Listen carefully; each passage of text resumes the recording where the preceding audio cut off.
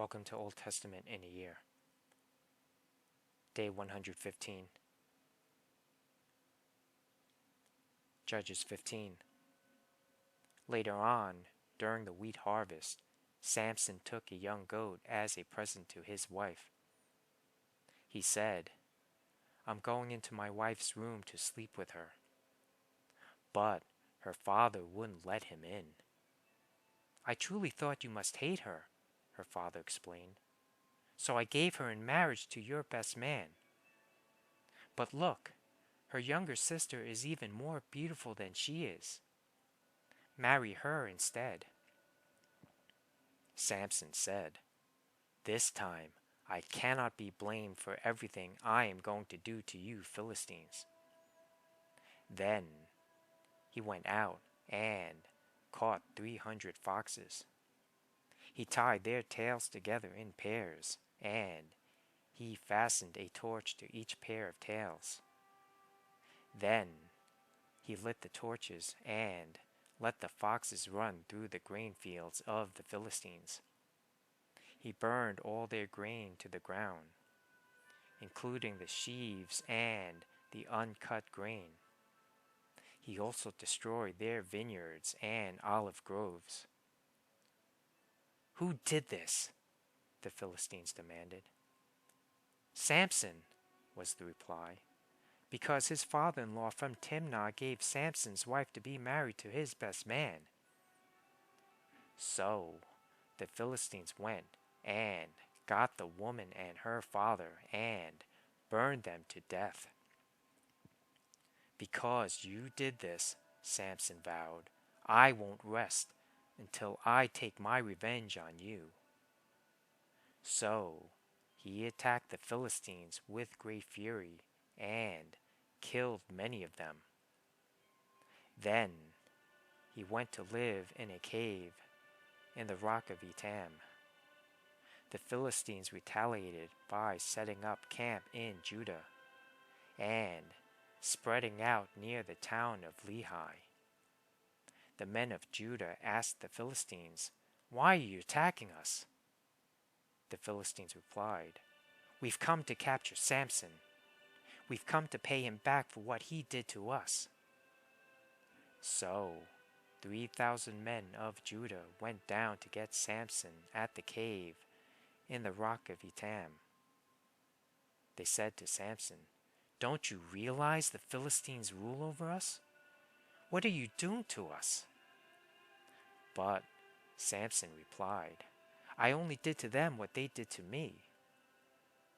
But the men of Judah told him, "We have come to tie you up and hand you over to the Philistines." "All right," Samson said, "but promise that you won't kill me yourselves."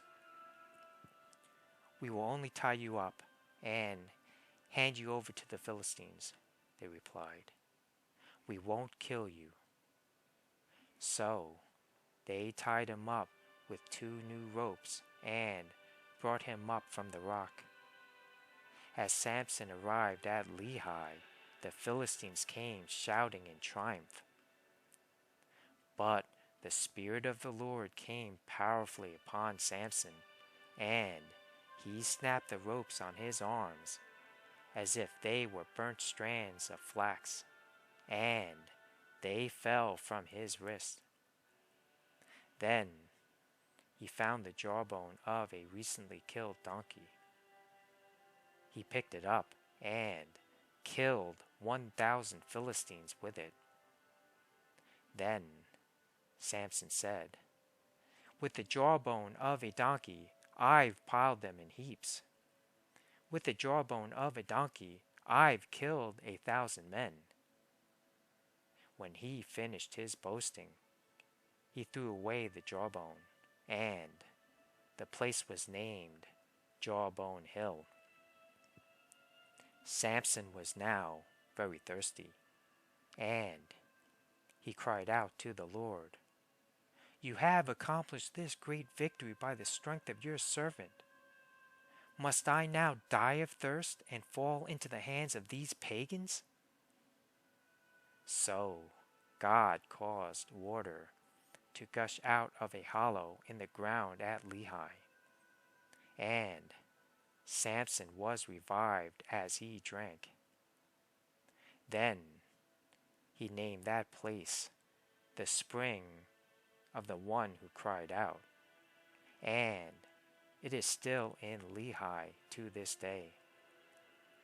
Samson judged Israel for 20 years during the period when the Philistines dominated the land. Judges 16. One day, Samson went to the Philistine town of Gaza and spent the night with a prostitute. Word soon spread that Samson was there. So the men of Gaza gathered together and waited all night at the town gates. They kept quiet during the night, saying to themselves, "When the light of morning comes, we will kill him." But Samson stayed in bed only until midnight. Then he got up, took hold of the doors of the town gate, including the 2 posts, and lifted them up, bar and all. He put them on his shoulders and carried them all the way to the top of the hill across from Hebron. Some time later, Samson fell in love with a woman named Delilah, who lived in the valley of Sorek. The rulers of the Philistines went to her and said, "Entice Samson to tell you what makes him so strong, and how he can be overpowered and tied up securely. Then each of us will give you 1,100 pieces of silver." So Delilah said to Samson, "Please, tell me what makes you so strong, and what it would take to tie you up securely." Samson replied, "If I were tied up with 7 new bowstrings that have not yet been dried, I would become as weak as anyone else." So the Philistine rulers brought Delilah 7 new bowstrings, and she tied Samson up with them. She had hidden some men in one of the inner rooms of her house, and she cried out, "Samson, the Philistines have come to capture you." But Samson snapped the bowstrings as a piece of string snaps when it is burned by a fire. So the secret of his strength was not discovered. Afterward, Delilah said to him, "You've been making fun of me and telling me lies. Now please, tell me how you can be tied up securely." Samson replied, "If I were tied up with brand new ropes that had never been used, I would become as weak as anyone else." So Delilah took new ropes and tied him up with them. The men were hiding in the inner room as before. And again Delilah cried out, "Samson, the Philistines have come to capture you." But again Samson snapped the ropes from his arms as if they were thread. Then Delilah said, "You've been making fun of me and telling me lies. Now tell me how you can be tied up securely." Samson replied, "If you were to weave the 7 braids of my hair into the fabric on your loom and tighten it with the loom shuttle, I would become as weak as anyone else." So, while he slept, Delilah wove the 7 braids of his hair into the fabric. Then she tightened it with the loom shuttle. Again she cried out, "Samson, the Philistines have come to capture you." But Samson woke up, pulled back the loom shuttle, and yanked his hair away from the loom and the fabric. Then Delilah pouted. "How can you tell me I love you when you don't share your secrets with me? You made fun of me 3 times now, and you still haven't told me what makes you so strong."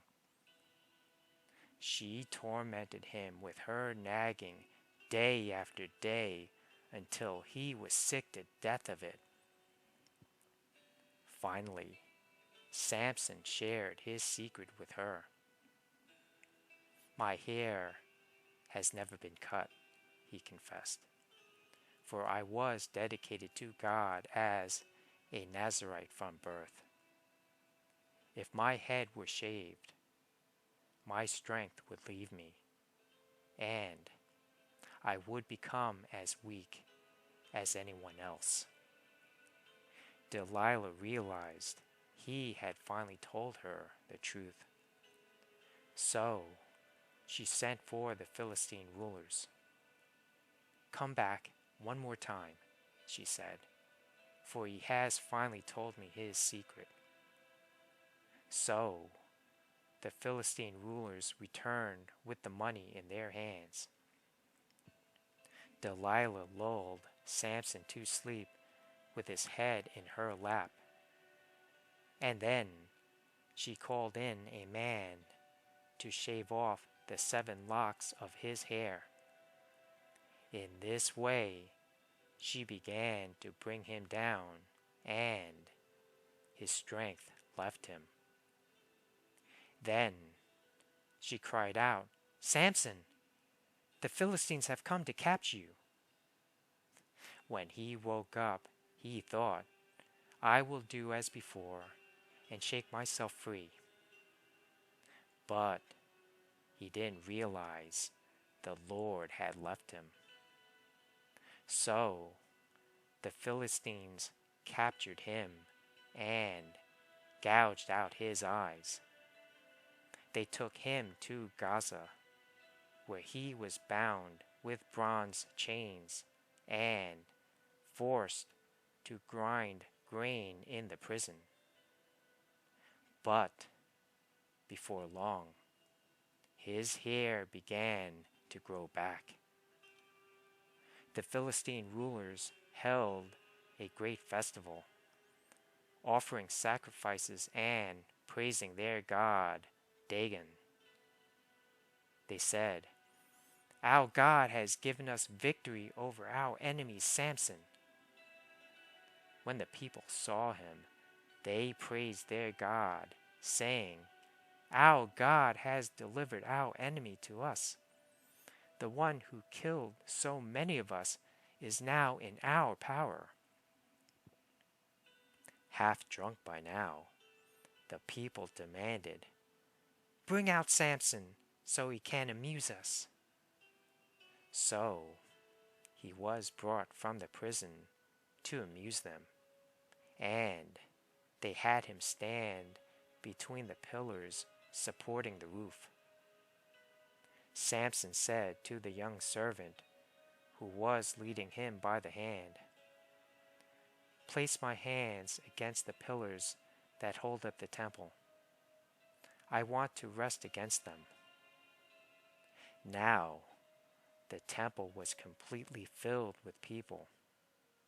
All the Philistine rulers were there, and there were about 3,000 men and women on the roof who were watching as Samson amused them.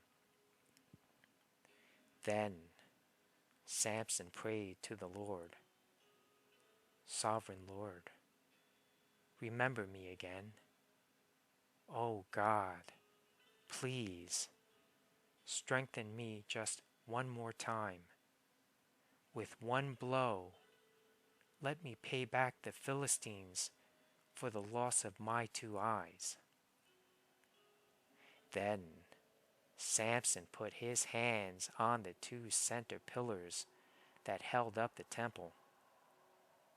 pushing against them with both hands. He prayed, "Let me die with the Philistines." And the temple crashed down on the Philistine rulers and all the people. So he killed more people when he died than he had during his entire lifetime. Later, his brothers and other relatives went down to get his body. They took him back home and buried him between Zorah and Eshtaol, where his father Manoah was buried. Samson had judged Israel for 20 years.